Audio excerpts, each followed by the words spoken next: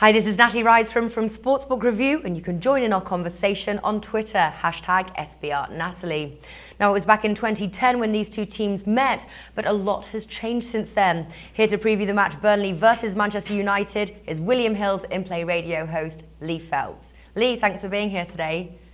No problem. Looking forward to another round of great games. Now, do you know, I'm surprised here at Manchester United's odds to win, being so low at 1.57 following their awful 4-0 loss to League One team Milton Keynes. I'm certainly not backing them to win with my money, but would you be tempted to lay some money on either Burnley priced at 6.5 or the Burnley draw no bet option priced at 4.8?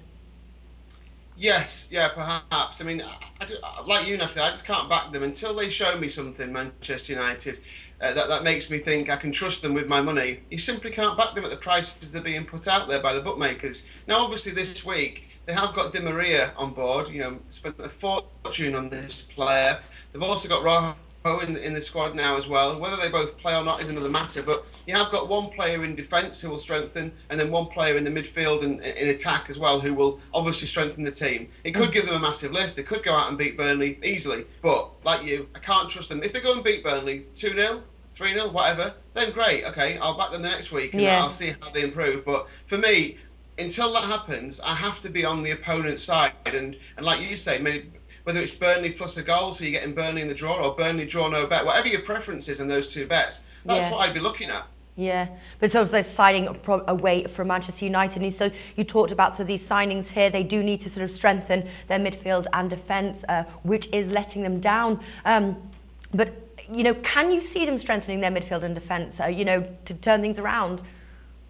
Well, they've got the money, haven't they, obviously, and they've said they'll spend the money, so who knows, before the transfer window closes, I would expect them to get at least one more player in, if not two. They might not be world-class blockbuster signings, but I think they'll be signings that will strengthen the team. It's interesting, this game against Burnley. You mentioned, the last time they met was, back in 2010, it was Burnley's first home game of that Premier League season. They beat Manchester United at 1-0. The Manchester United side that went on to finish second in the Premier League that year, but Burnley also went on to get relegated. Interestingly, Burnley's start to the season hasn't been fantastic for them, but in the game against Swansea, which they lost 1-0, they showed a lot more promise in the second half, and the manager, Sean Dyche, said afterwards that he was impressed at how they finally looked like they were comfortable in the Premier League. It was like almost they didn't feel like they belonged. And once they realised they belonged in the Premier League, then they looked a lot better. Still need to create more chances, but they outpassed Swansea in the second half. There were more passes in the attacking third. I think they'll go into this game, Burnley, really pumped up and ready to have a go, because there's no real pressure on them playing Manchester United in this game at home. I think Burnley will really go for it. I think I can see them having a real go here. I can see them scoring. They scored against Chelsea. I can see them scoring against Man United. I can also see Man United scoring. So I think both teams to score is a must in this game, and maybe even go high on the goals as well. Really, yeah. I was leaning towards both teams scoring as well. Burnley managed a goal playing Chelsea on their home turf. Manchester United, they do have a poor defence. Both teams to score theirs, they're priced at 1.95. Do you like those odds? That's quite a good return for your money.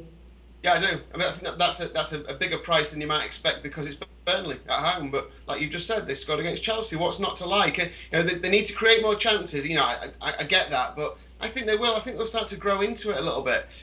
Both teams to score and over 2.5. That combined bet that you can now get, that looks nice. Because I don't think it'll be a 1-1 draw. I think there could be a winner here. So I'd be taking both teams to score and over 2.5 goals. Right. Is that the best way to play this match, would you say?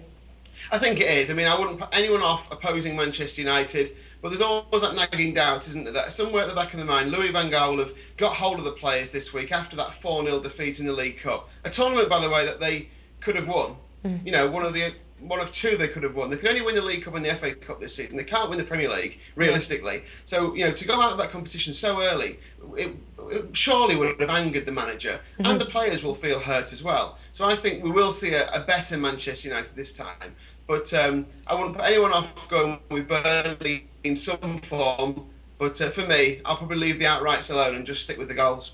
All right, sticking with the goals, both teams to score their combined bet. Lee Phelps, thanks for joining us today. Thanks.